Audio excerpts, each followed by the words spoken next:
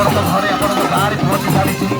ଆପଣ ଜଗନ୍ନାଥଙ୍କ ନିମନ୍ତେ ମୁଠାଏ ଚାଉଳ ଅର୍ପଣ କରି ଆଶୀର୍ବାଦ ଲାଭ କରିବାକୁ ଆମେ ଅନୁରୋଧ କରୁଛୁ।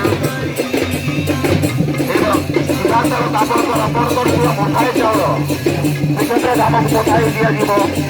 ଆପଣଙ୍କ ଚାଉଳ ଶ୍ରୀକ୍ଷେତ୍ର ଧାମକୁ ଯାଇ ଶ୍ରୀ ଜଗନ୍ନାଥଙ୍କ ଦର୍ଶନ ନିମନ୍ତେ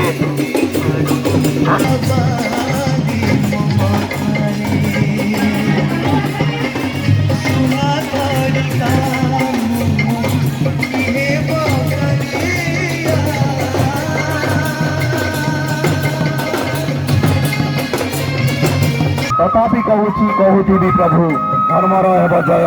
जय जगन्नाथ, जय जगन्नाथ, जय जगन्नाथ।